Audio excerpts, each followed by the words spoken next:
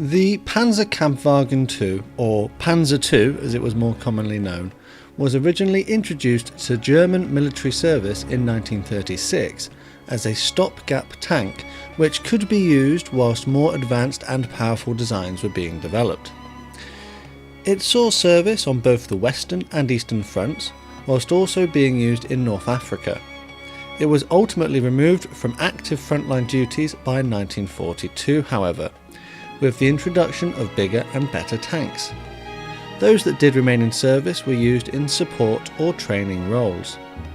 Join me in this video as I build and review the 1:76 scale plastic model kit of the Panzer II from Revell.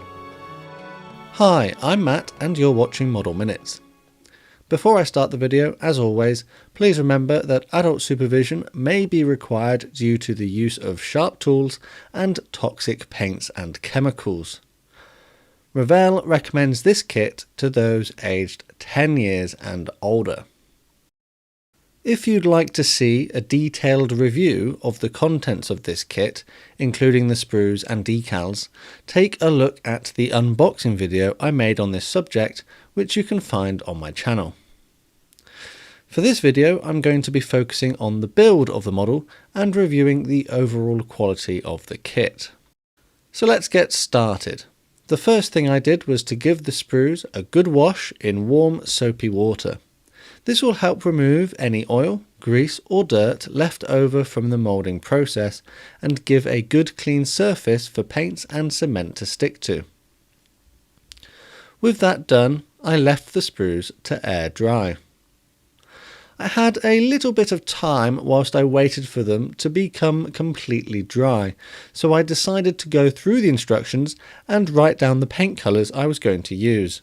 If you watch my videos frequently, you'll know that I'm not a big fan of the paint labelling system Revell use. Additionally, I didn't have all the paints that Revell recommend, so I will have to go and label the substitutes that I'm using. I simply write the paint colour or number next to the letter that Revell have chosen to use in their instructions, which will make it easy for me as I progress through the build. The first job in the construction of the model was to remove the lower hull components from the sprue. I will do this throughout the build, either snipping the parts free using my cutters or slicing them off using a sharp knife. Any rough areas or leftover plastic can then be sanded smooth using a sanding stick, or it can be carefully cut away using the knife. I then used Revell contactor cement to glue the sides to the base of the hull. There are little moulded guidelines on the plastic which helps you get these parts lined up just right. I'm using this cement here as it bonds quite quickly and can be accurately placed thanks to the needle applicator. With both sides cemented in, the end can also be glued into place. Some pressure might be needed to help them stay there as the cement dries. Now it's time to remove all the tiny guide rollers from the sprue. These are the very small circular parts and care must be taken to not lose them as you do this. If dropped on the floor, these would become very difficult to find. I then cleaned up the rough edges, this time choosing to carefully cut the plastic away as they were simply too small to hold and use with a sanding stick. Small amounts of cement were applied to the little mounting points, then I very carefully placed each of the rollers into position. This can be a fiddly step, so tweezers could be used here to help you. I instead chose to moisten my finger with a little water, which would pick up the plastic part long enough to get it into place. The large driving sprockets were next to be removed from their sprue and cleaned up. These two were then cemented into place. Eagle-eyed viewers might be able to notice that I'm actually cementing them at the wrong end of the hull. They should instead be on the other end. This was due to my poor attention to the instructions, but I will notice my mistake and fix it soon. Here I'm cementing the final large roller into place. Again, it's in the wrong location and needs to be swapped with the sprockets. The main wheels can now be added onto their axles and do so in the exact same way as all the previous components. I know this tank hasn't got a lot of wheels in comparison to others that are available in kit form, but I found this to be a repetitive and less than exciting experience. Fortunately, it doesn't last long and I can move on to more interesting stages. The turret comes in a number of parts. The mount for the main gun can be pressed into place without cement. This is part of the design, and if done properly should allow you to raise and lower the gun, which adds an element of play value. The base plate of the turret is then cemented into its location, which is then followed by the assembly of the two halves of the rear of the turret. They simply cement together and can then be glued to the back of the turret, fitting into a moulded groove to help keep everything aligned. The barrels of the guns can now be glued into their respective holes. A little care must be taken here to make sure they are level and don't droop as the cement dries. The top hatch is next to be installed. It simply cements into the hole and then the retaining frame is glued over the top. This kit does not have the provision to display this hatch in an open position, so if you wanted to do this, some serious modification or scratch building might be needed. With that done, some smaller details can be added to the sides of the turrets in those little moulded grooves. The turret can now be joined with the top of the hull. It has a pin that passes through the hole in the hull, then on the rear you can cement a retaining part. It is the intention with this design that the turret will be free to rotate if you do this right. The top of the tank has a number of small details which need to be separately fitted. These consist of, but are not limited to, storage boxes, toolboxes, lights, a spare wheel, and a number of other items. These all have locating holes, grooves, or slots, which help you get them in the right places. I was actually surprised by how many of these small details needed to be added, particularly on such a small model. With that done, I decided to move on to the small diorama base that comes included in the kit. It comes in 3 main parts. I cemented the main wall of the ruined building to the base, making sure I followed the moulded guidelines. This can then be joined by the small representation of a flat roof. Now it's time to start some painting. Here I'm using Revell 17 Africa Brown Matte Enamel Paint, which is requested by the painting instructions. It was quite fortunate that I had this exact paint, as I'd bought it many years ago for another project and it was still usable after all that time. Having properly shaken and stirred the paint in the pot off camera, I then mixed it with some white spirit to thin the paint to a point where it would not leave brush strokes as it dried. I applied the paint to both the top and lower parts of the hull using a medium brush to help give quick and even coverage. A number of thin layers would be needed to get a good uniform finish. You'll be able to notice that I still have not fixed the error with my placement of the drive sprocket on the lower hull. I wonder at which stage I actually notice it. The 2 figures were next to receive some paint. Humbrol 61 matte flesh acrylic was brushed onto their faces and hands using a fine brush. I tend to paint my figures much like you would get dressed, so I started with the skin, then the clothes, and then the equipment, etc.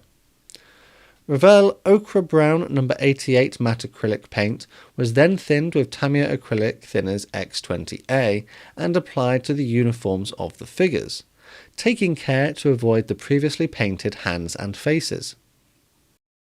Finally, I've realised the mistake I made with the hull of the tank. I removed the large wheel and sprocket by carefully pulling them away from the hull and taking care not to damage anything. I then applied more cement and this time placed them in the correct locations. I guess it pays to take notice of the instructions to avoid errors like this. Saying that though, I'm sure it won't be the last time I do it. Let's move back to the figures. And with the previous layers of paint dry, I can now paint Humbrol 26 khaki matte acrylic onto their boots. I will also apply it to the water canteens on their hips and the storage canisters on their backs. Humbrol 103 matte cream acrylic was next to be used. This time it was carefully brushed onto the straps that holds all their equipment onto their bodies. Humbrol 32 matte dark grey acrylic was brushed onto the hand grenade in one of the figure's hands, the magazines on their belts, and also the machine gun being held by the other figure. To finish these figures off and make all the paints blend together a little bit, I brushed Citadel non-oil acrylic wash all over them. This wash will add elements of contrast and give an impression of dirt in places. It tends to collect in the recessed details, helping to highlight them and add a three-dimensional effect to the figures. I'm now going to move on to the display base. This was very much a trial and error process to get it looking exactly how I wanted it. I will apply varying paints until I get it to look right, and may even go back over with the same paint at a different point to help add more contrast, but the following steps are the general process I used in order to paint this base. I started off by mixing Humbrol 103 matte cream with Revell 88 ochre brown. I added some Tamiya acrylic thinners to help it flow a little bit better, and it really blended the colours together. It was then applied to the entire base using a wide flat brush. I thought this would give a good sand type base colour. Next, the Revell 88 ochre brown was dry brushed over various areas of the floor of the base. The paint is removed from the brush onto a paper towel until it starts to feel dry. Then the residue is applied to the model. The raised details would collect this colour whilst leaving the recessed ones alone. I added a further element of shade by repeating this process with Humbrol 64 light grey acrylic. I primarily focused this paint on the walls of the building to help give contrast between the building and the desert floor. Next, Humbrol 34 matte white was applied in the same way to further highlight more areas and give more contrast. These four paints that I've used on this so far were the main colours I used, but I will apply them a few more times in different orders off camera until I get the effect that I like. Let's move back to the build of the tank. Here, Humbrol 32 dark grey is making a reappearance and is going to be applied to the rims of the main wheels of the tank. I will do this carefully using a fine brush and trying to avoid the previously painted areas of the tank. This would have been easier to do before cementing the wheels into place, but that's the power of hindsight, I guess. The barrels of the guns in the turret of the tank are also receiving this same paint. Again, painting these separately could have made this step a little easier, but it wasn't too bad. The tracks come as moulded rubber strips. I'm not a big fan of this kind of representation of tracks, as they can be difficult to apply to the model, and as they are basically elastic bands, they can cause the wheels to undergo some forces which might move them from their positions over time. I cut them from the sprue and then dry brushed Humbrol 11 silver acrylic over the details to help highlight them and make them stand out. I'll add them to the tank a bit later. First, I'm going to go back over the barrels of the guns. I wasn't completely happy with how the dark grey looked, so I went over the top with Humbrol 53 gunmetal metallic paint. I think that this will make it look a little more realistic. Whilst I had this paint out, I would also use it on the various tools moulded onto the top of the tank, including the shovel and mallet. I then used the Humbrol 26 khaki colour to pick out the rolled up fabric part on the rear of the tank. Humbrol 135 satin varnish was now applied to the areas that were to receive the decals. This satin varnish will help provide a good base for the decals and can prevent them from silvering when they dry. I thinned the varnish with the Tamiya acrylic thinners and then brushed it in the right places using a medium brush for quick coverage. Both the display base and tank will have decals applied to them. With those paints dry, it's now time to focus on the decals. You get two sets included in this kit, so I cut the correct ones from the sheet, then soaked them in warm water. This will help release the transfers from the backing paper. Humbrol decal fix was brushed onto the areas the decals were going to be placed, and it will help soften them and make them look painted on. The transfers were then slid into place and carefully positioned. A further layer of decal fix can be applied over the top a little bit later when the decal has started to stick to the surface of the model. Do it too soon and you risk knocking it out of position. Some of the decals on the tank were incredibly small, so care and patience was needed to get them in the right place. The transfers Revell have provided in this kit are well printed and applied to the model quite well without tearing, which is always nice. Whilst the decals are drying, I moved back to the tracks of the tank. They are designed so that they can be folded back on themselves, one end is pushed through the loop on the other, twisted, and then they lock into place. For the most part, this method actually works. I'm sure a drop of superglue or something similar would help really join the two ends together, but for now it seems okay as it is. They can then be stretched carefully over the wheels and sprocket of the tank. You must make sure you check the instructions and picture on the box so that you get the tread of the tracks the right way up. I mixed some Humbrol 60 matte scarlet with 171 antique bronze to get a rust kind of colour. This was then carefully applied to the exhaust component on the tank. Now it's time to add some varnish to the model to help protect those decals. I'm using this cheap spray matte varnish to do this.